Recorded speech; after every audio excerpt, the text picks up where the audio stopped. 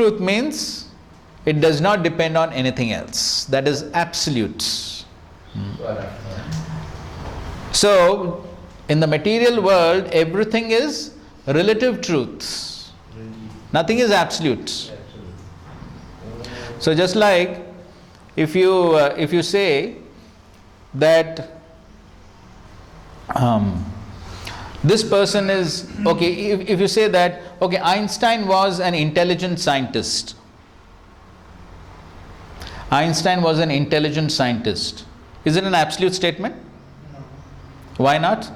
With respect to whom he is intelligent. Yes. The statement is based on with whom we compare. So yes, so he was intelligent, so we can say he is intelligent in comparison to many other scientists. But if we compare him with God as the supreme scientist, no, then his intelligence is nowhere close. That's what Prabhupada says about the watchmaker. Now who can create that? So therefore in the material world, whatever statement we make, it's a relative truth. It's not an absolute truth. It's always dependent on some other truth. That's the meaning of relative truth and absolute truth. So not depend anything. Yes, absolute truth doesn't depend on anything else. So now coming to this point about the sex psychology, the Adi Ras. So therefore Srila Prabhupada, he quoted this verse very often to make this point that ultimately everything comes from the absolute truth. Janmadyasya yataha. Nothing can exist within creation unless it is present in the absolute truth. So therefore, sex life, sex psychology also exists in the Supreme. Otherwise, it cannot exist in the material world. It cannot exist in the living entities. It exists only because it is there in the Supreme Lord. But in the Supreme Lord, it is totally pure. It is pure love, which is only meant for the satisfaction of the Supreme. That's what is there in the spiritual world. But as we know, the material world is, yes, it's a perverted reflection of the spiritual world. Bhagavad Gita 15th chapter. What is that? Urdhvamulam adha shakam. Okay, so the banyan tree, the inverted banyan tree, that's the material world. So the material world being being a perverted reflection of the spiritual world, though this Adi Ras or the Madhurya Ras, that is the topmost in the spiritual world, but when it comes to the material world, it becomes perverted. And therefore, what is topmost becomes the lowest in the material world, most abominable. But the fact remains that that psychology does exist in the spiritual world. Now, okay, who would like to explain this statement? Consequently, okay, before that, it is not possible to be impersonal and contain pure sex life. So if we say that sex life has to exist in the Supreme, if we make that statement, sex life has to be in the Supreme. But how can it be in the Supreme if he is impersonal? Correct? Impersonal means where is the question of feelings and where is the question of love and all that? There's no question. So, when you talk, if you say that everything in the material world has to be in the spiritual world, the sex life also has to be in the spiritual world, that means the supreme absolute truth has to be a person. Then only this statement can be accommodated. Now, the next statement.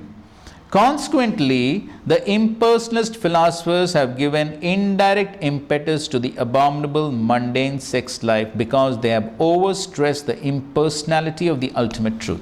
Somebody can explain? Yes? Because impersonalists doesn't give God a form, then they accept that there is no sex life, there is no reproduction, there is no relation, because there cannot be two. Therefore, they give no information about sex life. It's not existing Where? in the spiritual realm, according to their conception. Okay, fine. So people think that sex life is only there in this world and it can be enjoyed as a unique feature. But they don't understand that in the supreme reality there is a perfect sex life, and if they would have some information, then they would compare and know what is good and what is Okay, good. Yes, good point. Somebody like to add to that? Indirect Okay, fine. What Prabhuji said was perfect. So basically, yes. So because they don't accept that there is a spiritual sex life, which is basically spiritual love, because they don't accept that, then they think that the mundane sex life is all in all. They think that this is what is supreme. Because they don't accept that there in the spiritual world, God is a person, God has feelings. They don't accept all this. And so therefore, they think that in this material world, what sex life is there, that itself is supreme. And we can enjoy that. That's one point. And the other point is, the Mayavadis, they think that we are God. So if we are God, then God has no rules and regulations to follow. So we can do anything. Correct? God is Swarat, isn't it? God is independent, no rules and regulations to follow. So therefore we can do all nonsense. So both the points are there. So because they don't accept that there is real love and real happiness in the spiritual world, therefore people think that, okay, there is no place where one can get real love and real happiness. Then where to get it? non-existent. In the material world. And that is the meaning of this statement. So impersonalist philosophers have given indirect impetus to the abominable mundane sex life because they have overstressed the impersonality of the ultimate truth. So if you say that the ultimate truth, the absolute truth is impersonal, no form, no pleasure, nothing, then where to get pleasure? In the material world. So be happy here. So that's how they have given indirect impetus to the mundane sex life. But impersonal, the mode is not to stay in the material world, right? It's like to merge into the Brahman. Then why to stay here and be happy, do mundane sex? Of course. Now even if they understand that the ultimate goal is to merge into the impersonal Brahman, but because that is also not ultimate, they don't even get happiness at that platform. Therefore Prabhupada writes in many places, isn't it, that the impersonalists, they come down to perform mundane activities. Because even on the platform of the impersonal Brahman, they don't get real happiness because there's no shelter of the Lord. Because ultimate happiness can be achieved only in service to the Lord. When that service to the Lord is not there, then even Brahmananda is not the ultimate source of happiness. Correct? Okay, fine. Now the last part of the verse is Satyam Param Dhimahi. Okay, so before that, the paragraph before that, so just a few statements I will read. So this first shloka of the Bhagavatam begins with the Gayatri mantra. There is reference to this in the Matsya Puran, which is the oldest Puran. So in that Puran it is said, with reference to the Gayatri mantra in the Bhagavatam, there are many narrations of spiritual instructions beginning with the Gayatri mantra. So this Satyam Param Dhimahi, the word Dhimahi indicates the Gayatri mantra. And where Prabhupada has written this?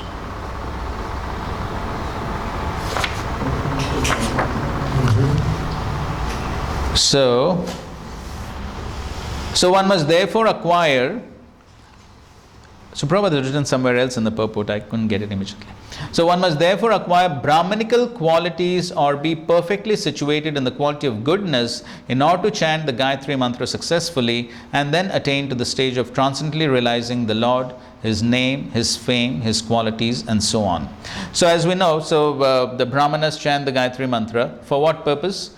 To come to the platform of goodness, which of course is a conducive platform to ultimately come to the platform of pure goodness. That's the ultimate goal. And that's the reason why he is invoking the Gayatri Mantra in a sort of indirect way, because the Gayatri Mantra cannot be chanted by everyone who is not qualified. The common people cannot chant the Gayatri Mantra. There's a qualification required.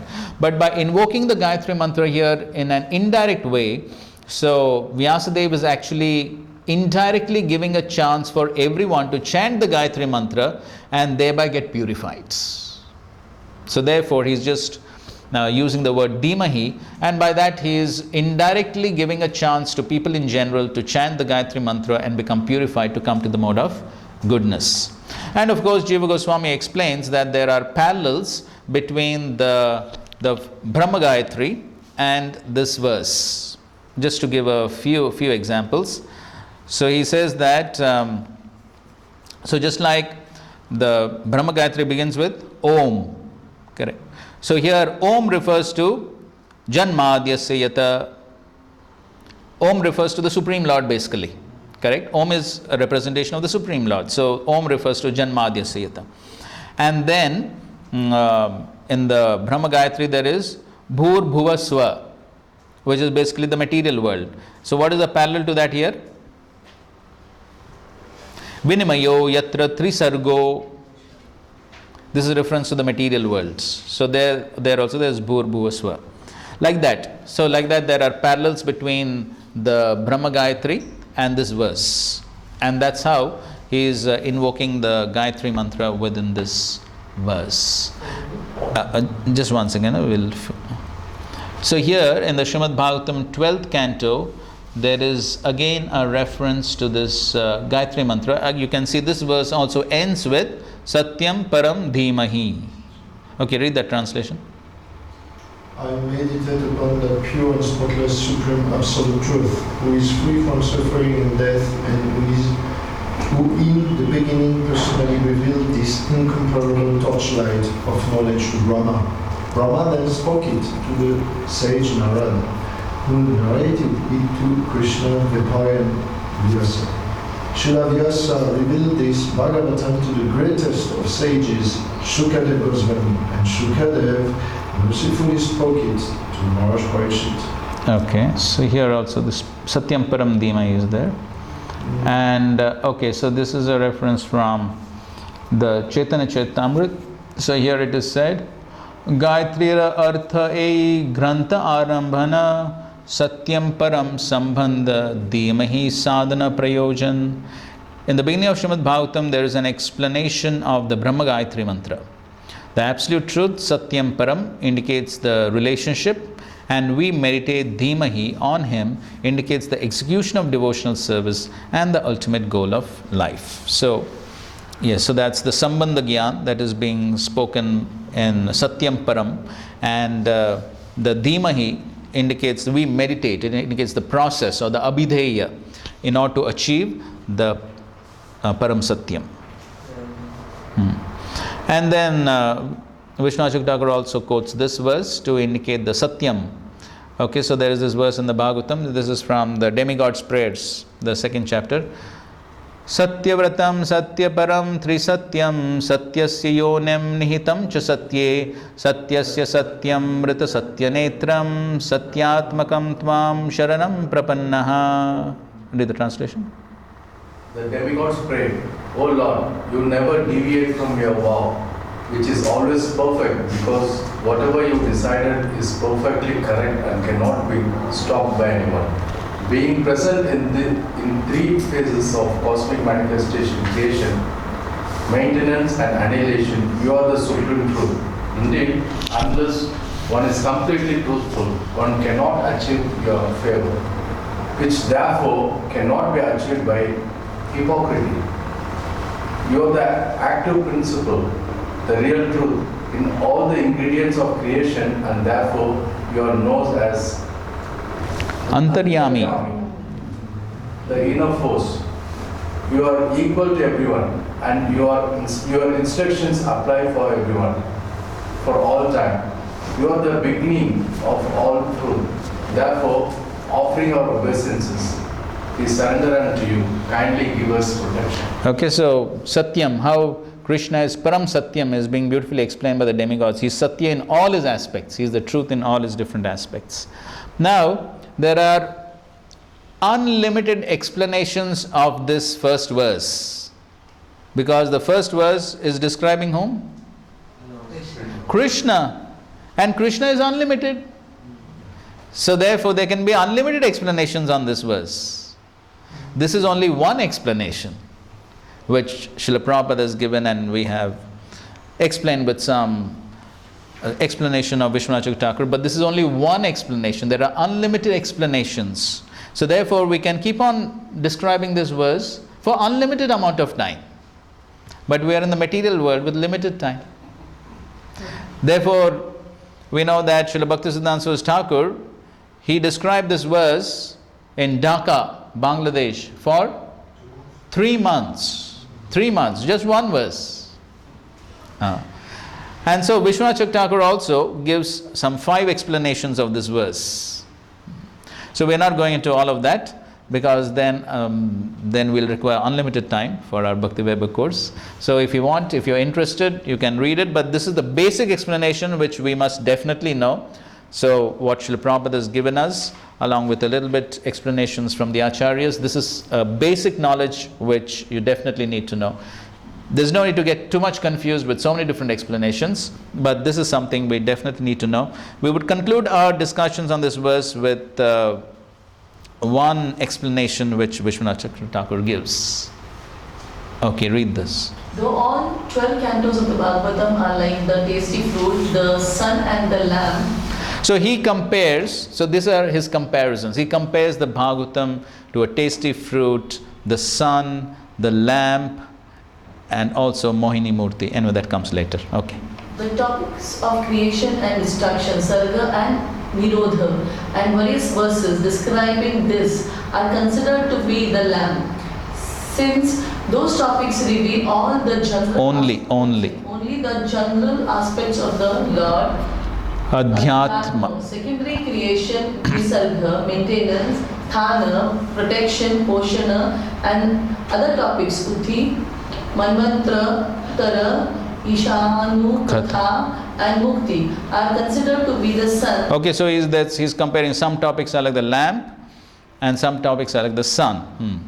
Since they reveal in addition the results of forbidden practices for enjoyment and renunciation available in Dharma, Artha, Kama, Moksha, and their unlimited varieties. Topics dealing with the appearance and pastimes of the Lord, Ashraya and his devotees, and with Bhakti and Prema are considered to be the tasty fruit of Rasa.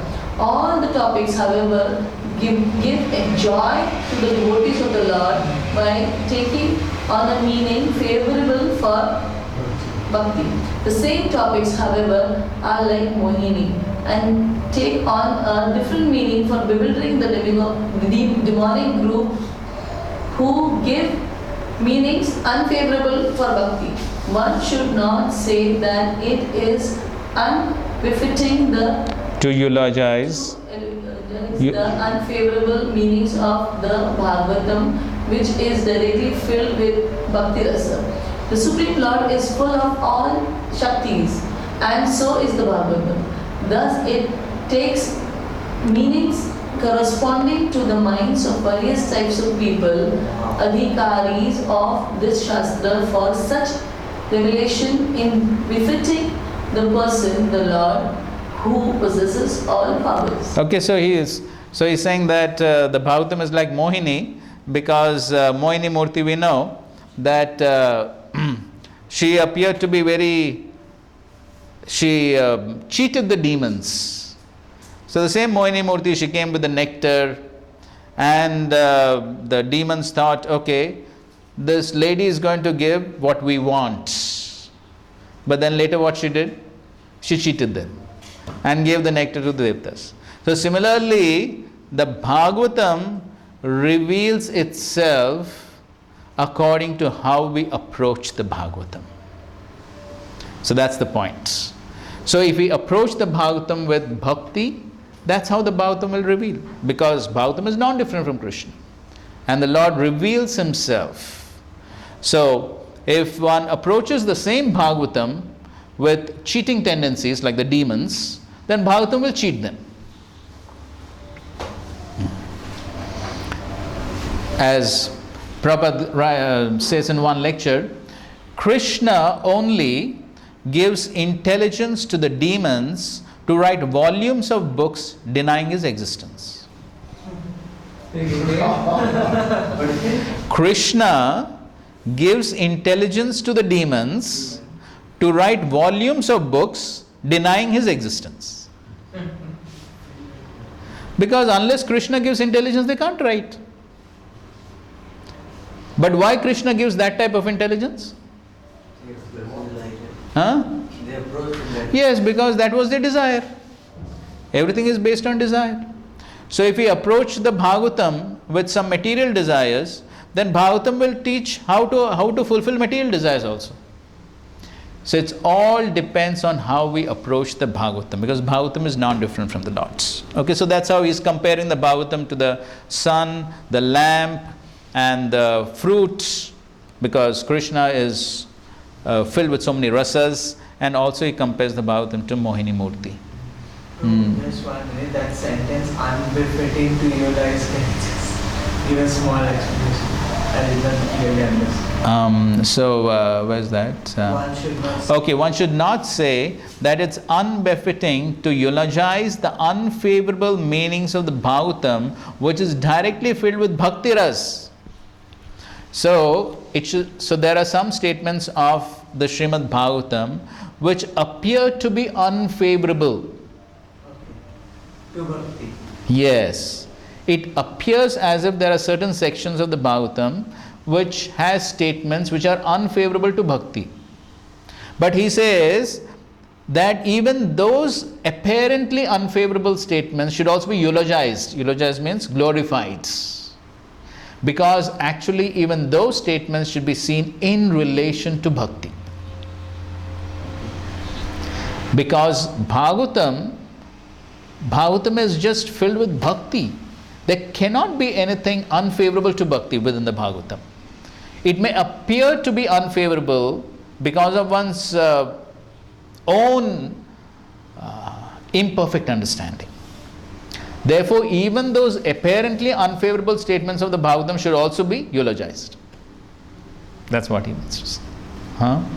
For example, this morning we are on the second canto in Ashtanga Yoga.